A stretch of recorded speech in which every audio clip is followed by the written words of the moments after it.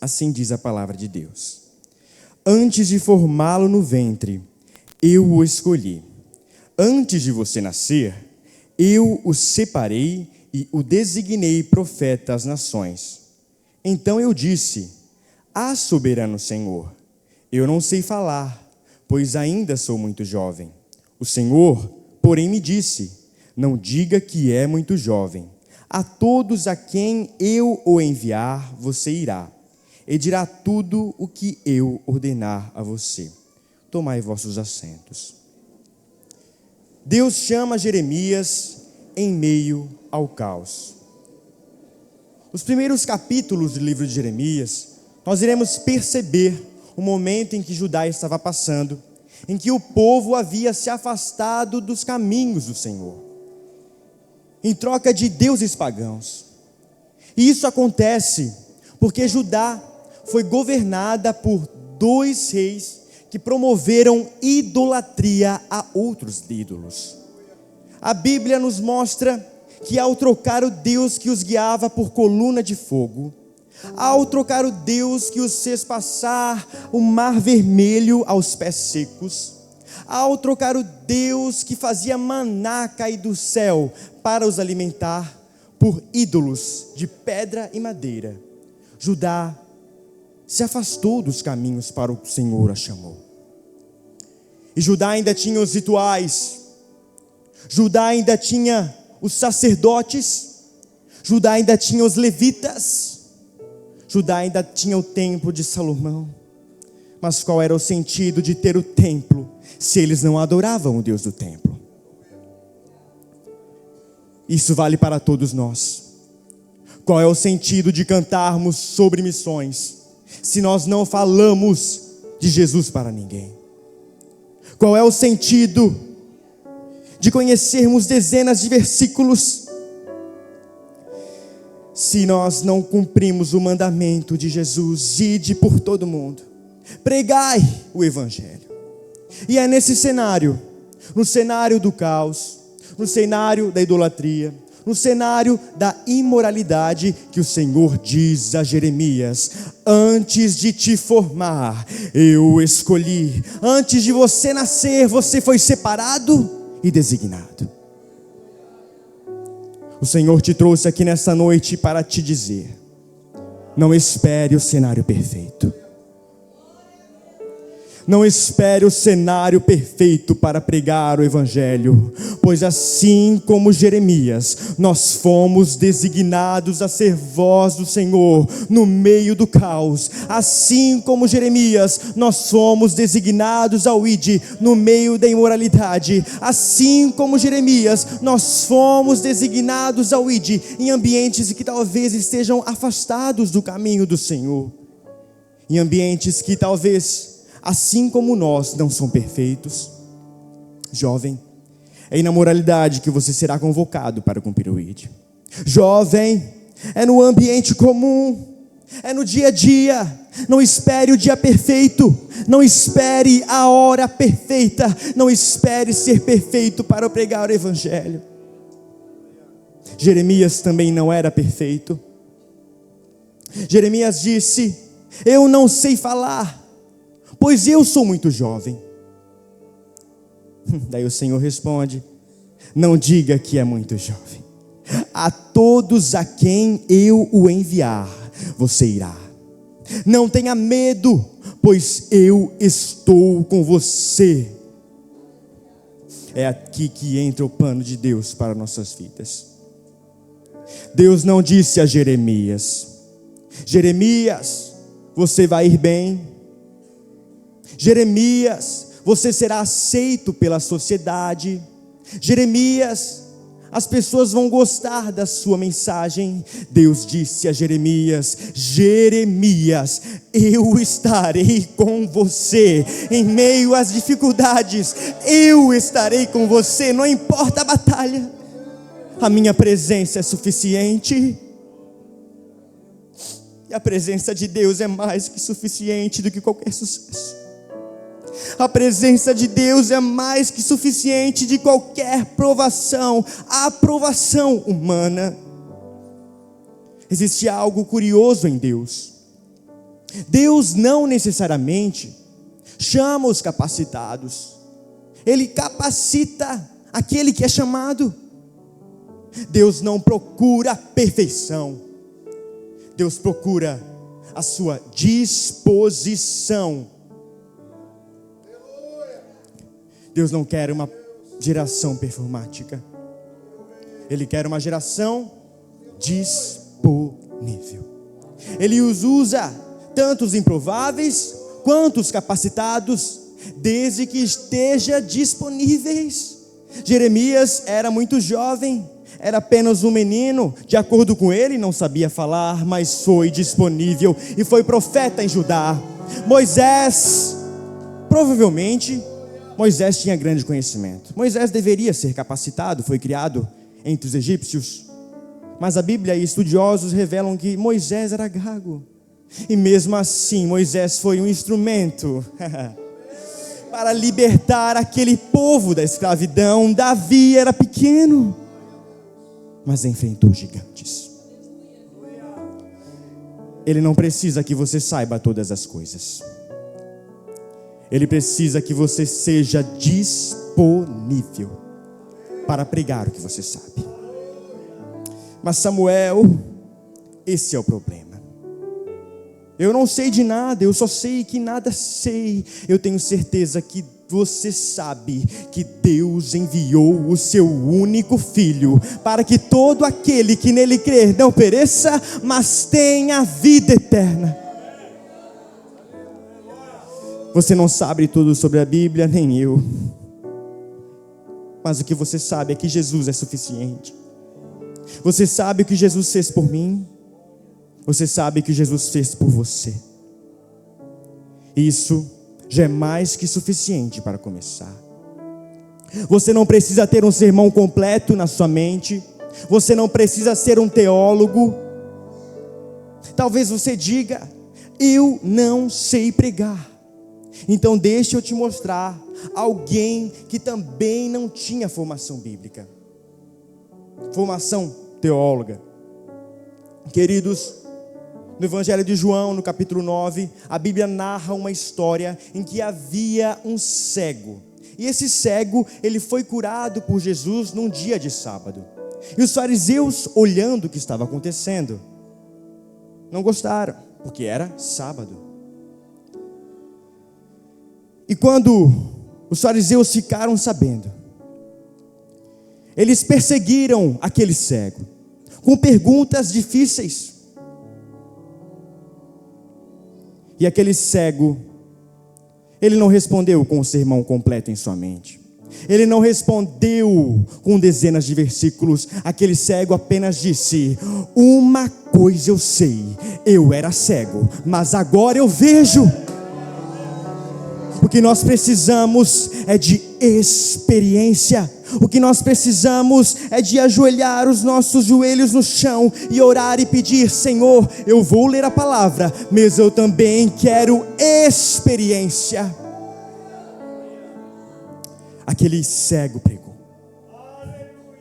Aquele cego, mesmo sem carregar uma Bíblia debaixo do braço, ele pregou porque ele tinha experiência com Cristo. Existem pessoas que não precisam escutar tudo o que você sabe sobre a Bíblia. Elas precisam escutar o que Jesus fez por mim, o que Jesus fez por você. Talvez existam pessoas aqui nesta noite que não conhecem a Jesus. E você esteja se perguntando por que eles tanto insistem em pregar Cristo. Nós pregamos Cristo porque Ele continua transformando vidas. Ele continua perdoando pecados. Ele continua libertando. Ele continua salvando. E é isso que aconteceu conosco. Nós não anunciamos uma religião, nós anunciamos uma pessoa. Eu repito, nós não anunciamos uma religião, nós anunciamos uma pessoa. E essa pessoa é Jesus, aquele que se fez servo da maneira mais humilde possível, pisou nesse chão, comeu da nossa comida, morreu pelos nossos pecados. Aquele homem curado por Jesus cumpriu o que Paulo disse, pois com seu testemunho ele pregou. Ele não tinha a Bíblia debaixo do braço, ele não era mestre da lei, mas pregou. E nós, vindo à igreja todo domingo, às vezes temos vergonha de falar o que Deus fez na nossa vida. Aquele homem testemunhou o que Jesus fez na sua vida, e é exatamente isso que Paulo está nos dizendo em Romanos, no capítulo 10. Até aqui nós vimos que Deus designou Jeremias a ser profeta em meio ao caos. Vimos também que um homem sem formação teológica pregou. Foi designado a anunciar o que Cristo faz nas nossas vidas. Mas agora surgem duas perguntas. Por que isso é tão importante? Por que Deus tanto insiste que o seu povo pregue? Carta aos Romanos, capítulo 10, versículo 13, responde essa pergunta. Pois todo aquele que invocar o nome do Senhor será salvo. Como então invocarão aquele em quem não creram? E como crerão naquele de quem não ouviram? E como ouvirão se não houver quem pregue? E como pregarão se não forem enviados? Aqui Paulo nos está dando 5 verbos de destaque: invocar, crer, ouvir, pregar e enviar.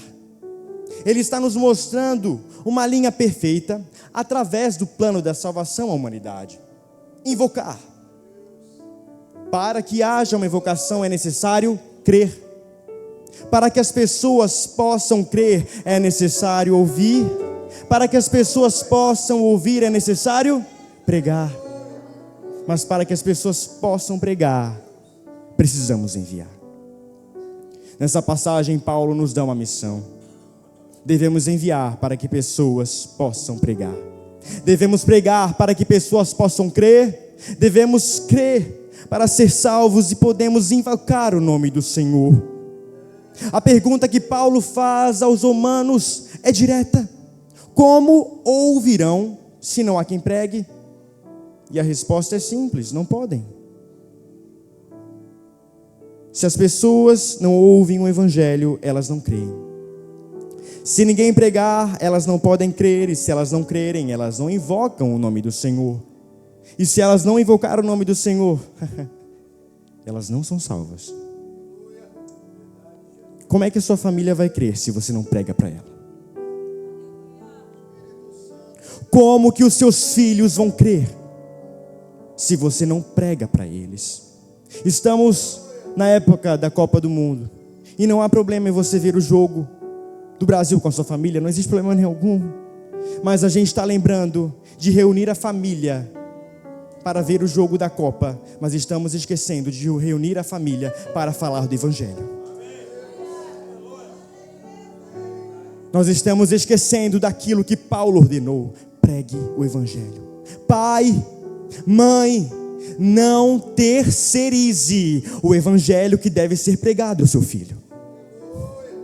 Eu lembro que quando eu era criança, a minha mãe, quando ela ia orar, quando ela ia jejuar, ela não fazia sozinha, ela me chamava: Samuel, vem orar comigo, vem jejuar comigo. E hoje estou aqui porque houve alguém designado ao ir de dentro da nossa casa. Pai, mãe, somos designados ao ide por todo mundo e pregai o Evangelho. Todo mundo, toda criatura, inclui a casa. Como que teu amigo vai crer se você não prega para ele? Falamos de tantas coisas, irmãos, tantas coisas que não edificam, e esquecemos de falar do essencial, que é Cristo. Como haverá esperança para quem não ouve a palavra? Porque se ela não ouve a palavra, ela não tem fé. E se ela não tem fé, ela não crê. E se ela não crê, ela não invoca o nome do Senhor, e ela não será salva. Eu tenho certeza que todos nessa noite aqui conhecem ao menos uma pessoa que pratica boas obras. uma pessoa que honra com seus compromissos, um homem que honra a sua esposa, um filho que honra os seus pais. E talvez essa pessoa não conhece o Evangelho. Igreja, o Senhor te trouxe aqui nesta noite para te alertar e te dizer: pregue o Evangelho a essa pessoa enquanto há tempo. Porque a salvação é pela fé, não por obras. Isso não vem de vós, é dom de Deus. A partir do momento que somos salvos, produzimos boas obras. O grande problema da nossa geração não é haver pessoas que não creem. O grande problema não é haver um mundo lá fora que não conhece Jesus. O grande problema é existir uma igreja que conhece a resposta para os perdidos, mas ficam em silêncio. Esse é o grande problema. Nós temos o compromisso de mostrar o amor de Cristo nas nossas atitudes, mas também temos que ter uma maneira de levar o amor dele com a nossa palavra. Evangelho de Marcos, capítulo 16, versículo 15 ao 18. E disse: ide por todo o mundo, pregai o Evangelho a toda criatura. Quem crer e for batizado será salvo, mas quem não crer será condenado. Igreja, aqui Deus não está nos dando a opção de pregar o Evangelho. Aqui Jesus não está nos pedindo para pregar o Evangelho. Aqui Jesus não está nos sugerindo que levamos as boas novas. Aqui Jesus está nos ordenando: ide, pregai o Evangelho a toda criatura. Jesus não está dizendo: se tiver tempo, pregue. Jesus não está dizendo: se tu tiver vontade de pregar, tu vai lá e prega. Não. Jesus está dizendo: ide. É uma ordem, porque existem pessoas que ainda não ouviram, existem pessoas que ainda não creram, existem pessoas que ainda não invocaram, existem pessoas que ainda não foram salvas. O Evangelho é urgente. Jesus nos ordena: pregue o Evangelho a toda criatura. Não é para um grupo seleto de pessoas, não é para as pessoas mais ricas ou as pessoas mais pobres, é toda criatura. O Evangelho não tem destinatário selecionado, Evangelho não vai ter área VIP, Evangelho é para todos. E o Evangelho é para todos, porque o Evangelho é uma mensagem de paz para um mundo que vive em guerra. O Evangelho é uma mensagem de salvação aos que estão perdidos. O Evangelho é uma nova oportunidade para os que estão quebrados. O Evangelho é a boa notícia de nós pecadores podemos nos arrepender e receber perdão. A mensagem do Evangelho, ela coloca a oportunidade ao homem de ter de volta tudo o que ele perdeu. Porque Jesus pode nos trazer alegria. Jesus é o nosso Abba Pai. O Evangelho coloca de volta a oportunidade de ter a paz com Deus. Nenhum cristão consciente negaria que uma das suas principais responsabilidades é pregar o Evangelho. Nenhum cristão consciente negaria que uma das suas principais responsabilidades é compartilhar o amor de Cristo com as pessoas. Nós somos o sal da terra, e um sal que não salga não tem utilidade. Um sal que não salga é inútil. A gente quer ser realmente inútil para o reino? Uma luz queimada, a gente joga fora. O que o Senhor vai fazer se a gente estiver queimado? O que o Senhor irá fazer conosco se a nossa luz se apagar?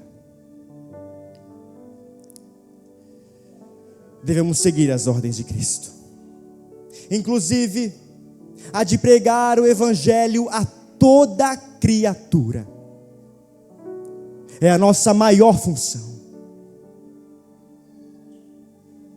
Quem não é letraria é um cego que caminha em direção a um buraco que ele cairia. Essa é a nossa função. É isso que o Evangelho propõe à humanidade. Um mundo que estava em direção ao abismo. E daí Deus envia o seu Filho para uma missão. A missão de levar as boas novas à humanidade, para que hoje eu e você possamos ser salvos. Fique de pé, igreja.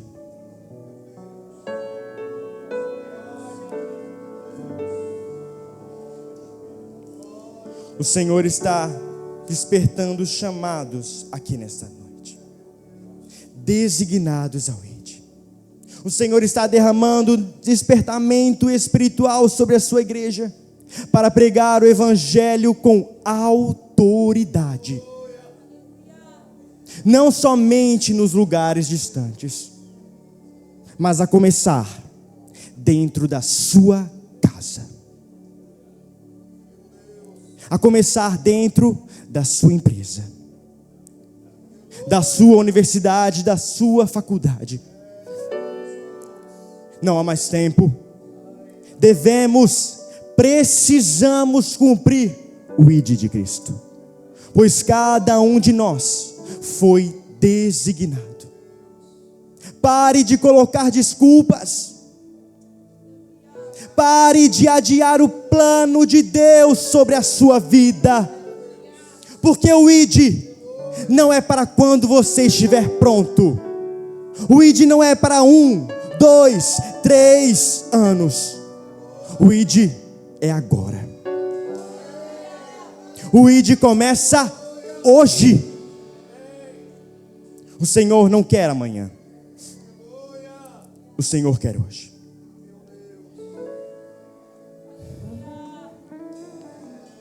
Se você quer dizer ao Senhor: eis-me aqui, envia-me a mim. Se você quer cumprir o ide de Deus, queremos orar por você nesta noite.